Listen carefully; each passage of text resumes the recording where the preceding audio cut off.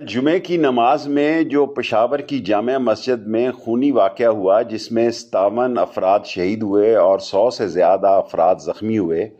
ان کے تینوں ملزموں تک KPK کی پولیس اور تحقیقاتی ادارے جو ہے ان کی شناخت ہو چکی ہے اور ان کی تہہ تک پہنچ چکے ہیں، اور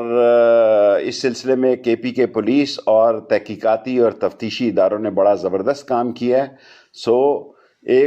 آئندہ ایک دو روز میں ان ملزموں تک پولیس پہنچ جائے گی، لیکن ان کی ٹوٹلی آئیڈینٹیفیکیشن ہو چکی ہے۔ دوسری جو بات پوچھی جا رہی ہے، منسٹری آف انٹیریئر میں نواز شریف کی طرف سے پاسپورٹ کی کوئی درخواست نہیں آئی۔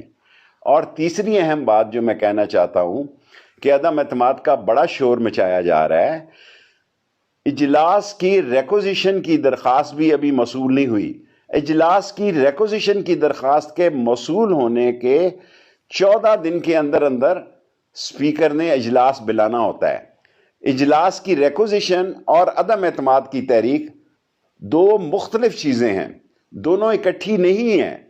اور اگر عدم اعتماد کی تحریک پہ بھی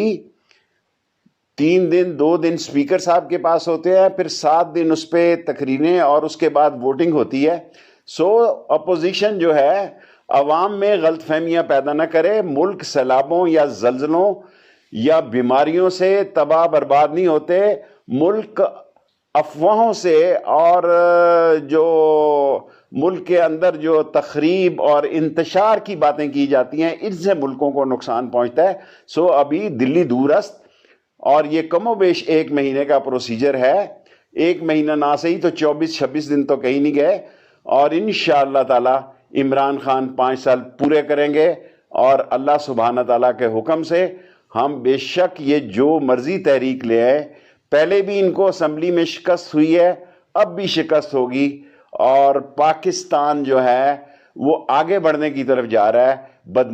بدنصیبی ہے کہ بعض لوگ جو ہے وہ انتشار اور خلفشار کو ہوا دے کے